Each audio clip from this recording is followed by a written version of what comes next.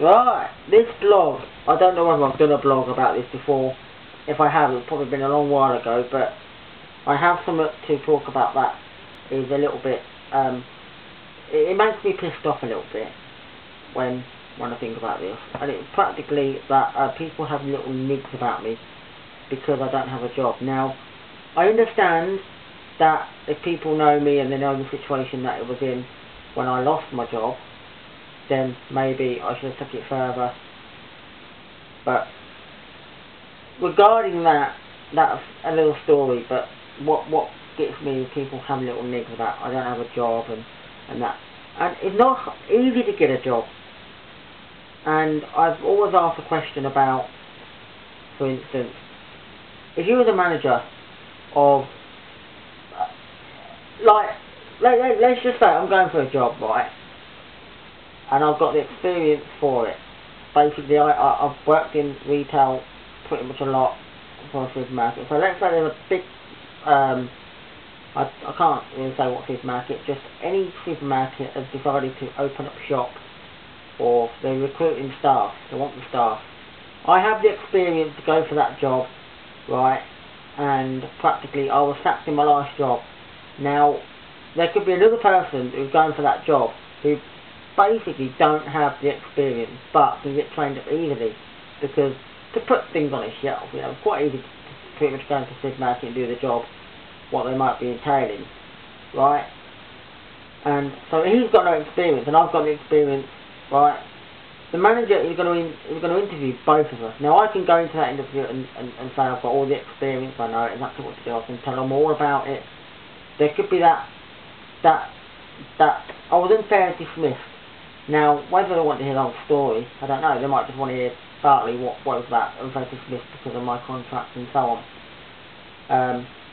The other person will go in and say he's had no experience, but he'll say whether he's hard working or time reliable and that maybe there are little bits he does outside, you know. He could be trained up easy. Now, that manager is going to turn around and say, who do you think is going to get that job? Who, honestly, in their right mind, thinks, who's going to get that job? Me or the other person? Because I was unfairly dismissed and sacked from my last job. I say unfairly dismissed. The obviously manager I was able to say, you were sacked, fair and square. I say unfairly dismissed. The manager of the supermarket I'm going for a job for, he's probably going to turn around and say, I'm not fit for the job. And that other person is going to get that job over me. He has got no experience whatsoever, but he's going to get that job, or she's going to get that job, which is a little bit unfair. And that's why, you know, another manager. If you was a manager, would you employ somebody who was sacked in their last job? Someone said to me that it depends on the situation. It may well be, but I think that is hard when you've lost your job. You were sacked in your last job to get another one, because people say it's easy, but it ain't. Jobs are going left, right and centre now, and I want a job. I apply for many, many jobs, but I probably feel that it's because maybe I was sacked in my last job that they're looking at it and thinking I don't want to employ him because I'm not too sure about what's going to happen if we employ him. Whether he's going to be a bad person, like I was before, as I think. Which I wasn't really a bad person in my last job, it's just that everybody who knows me knows why I was sacked, and it's just something that I get with it, and I just think these people who are, you know what I mean?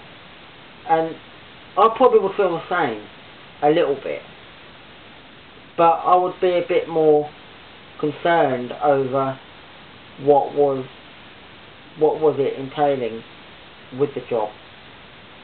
If in my situation, if I was a manager of a supermarket and I had two people come for the job, one who got sacked in the last job but had all the experience in the world, and then there was somebody who hadn't got the experience and had basically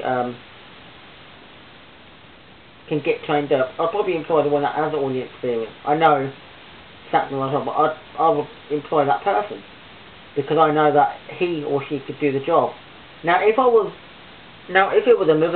something else, like for instance, let's say I was a manager of, say, let's say a building site, right? And I wanted to recruit somebody to work on the building site. Now, it might be that somebody was, and it would be different to say that if there was two people going for the job, and one got sacked but didn't really have much of the experience working in that trade, or let's say he had the experience working in that trade, but the other person wasn't sacked and had the experience working in that trade, then I would go basically on what I think would be, you know, more for who should get that job more. I would think wisely about it, and the experience to me would come into it. So, you know, and regardless of whether the person was sacked and still had the experience, but the other person took a job who had not been sacked and had the experience, I would carefully think about it. But I would not discriminate people who have been sacked in their last job to go for another job and think they can't get the job because they were sacked in the last one. It all depends on the situation in question. And I just think that I've applied for many jobs working in retail, and they just seem to be thinking, but I have the experience, so it's not like I'm going for a job with no experience. I'm practically going for a job that I have experience in. So if I'm going for a job at Tesco's, or whether it's WH Smith or HMV or any of them jobs, I know I have the experience of working in retail. I'm not saying I've worked in these shops, these shops, but I have the experience, because they're going to say, have you worked in retail before? Yeah, so you know about working on tills. They might well be a little bit different in some of them, but you get used to it of doing that. You know, they can't say you've never done that before. You know, you've got the experience of actually working in a shop, the customer service aspects and everything else. So it is hard that I can say that I've got all the experience, and why do you want to work for these companies? You tell them what you want out of that, and that's what I'm finding hard, that I just can't seem to get a job, and I wish somebody would employ me, but people have nibs at me like, oh, you don't have a job, and all that. But being in their shoes is not easy. I'd love it, and what would be funny if they turn around and say, but, and what would I'm not saying I want it to happen, but if for any reason one of them persons who was having a nib at me about not having a job may well one day find themselves in a situation where they don't have a job, and they can come to me and say, I don't have a job now, that's it. And then they can turn around and say, and then they might not get it. They might spend 6, 7, 8 months looking for a job and not finding one. And what will I say to them? You see? So don't always bring it on to, you know, be that big guy or girl and think, I've got a job, so I can look down on you if you haven't got a job and have that little nick. You don't know how hard it is to get a job. Yes, very, very hard, I think. And as I said, I've got experience working in a lot of different places, and therefore I'm going for the jobs in them places, and they're just not employing me. I think it may be something to do with the word sack, which, as I've been told on some form, that if you're a manager, you do look a bit you know, for whether they've been sacked or not. So that's just my 2 pence worth anyway. So for now, arrivederci, ciao.